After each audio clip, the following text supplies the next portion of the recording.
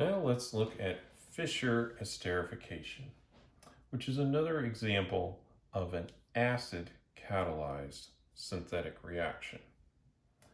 In this case, instead of starting with an acid chloride or an acid anhydride and having an alcohol attack that, we're starting directly from a carboxylic acid. And this has some nice features about it, one of them being that it is a lot greener than the other methods. However, it is a little, well, it's quite a bit slower than when we have an acid chloride react. And I suspect that the yields may be a little bit lower because of that. And some of the other problems that you'll see with this are simply because the mechanism includes a lot of equilibrium steps, which means that the reaction does need to be helped along a little bit in some way, especially since the entire thing is one giant equilibrium.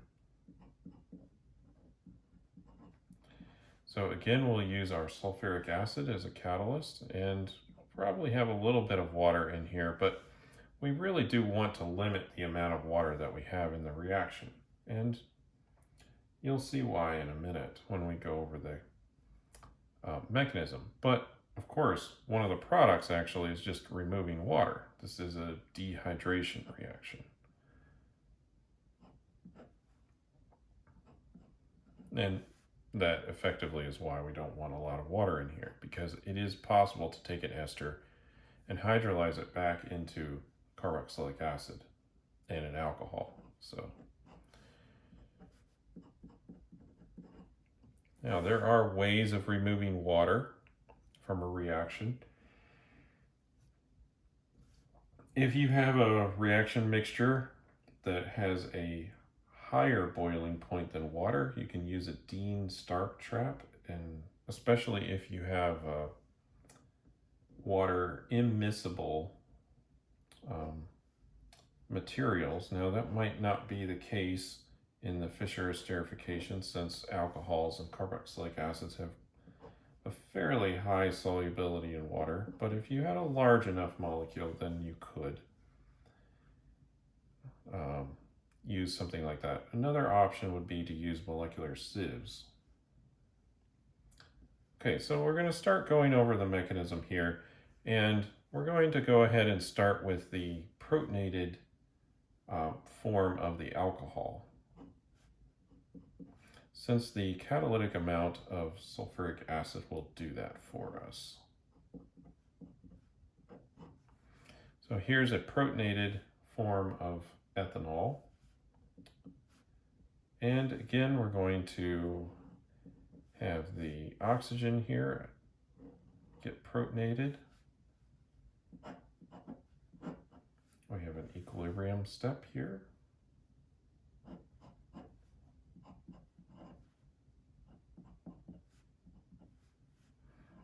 Now we have a plus charge there, and now this carbon double bond to oxygen group is activated towards reaction.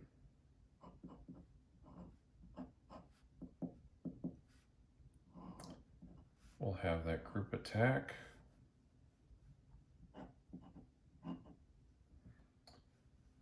And then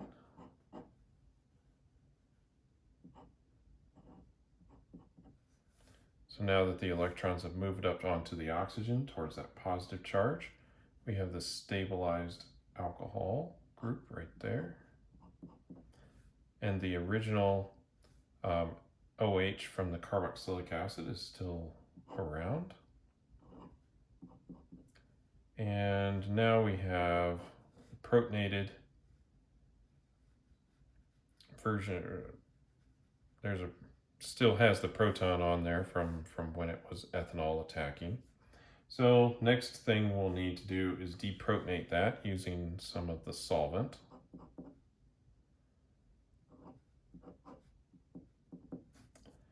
So come in, deprotonate, electrons then transfer up to the oxygen. Again, more equilibrium arrows. Okay.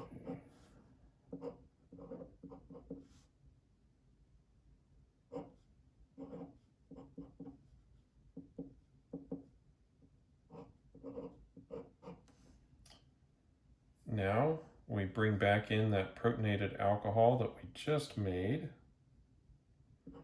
or perhaps another one. The solution will be mixing around quite a bit. And now we're going to protonate one of these OH groups. Could be either one, but just the way I've drawn it, we're going to choose that one.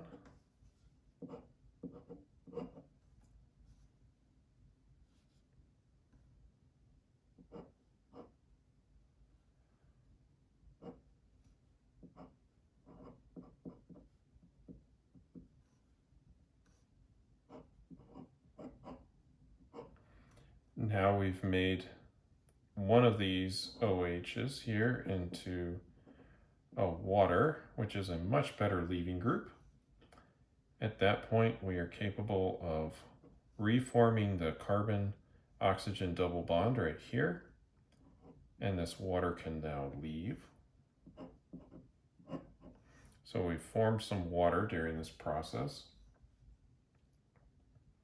as evidenced by the balanced equation.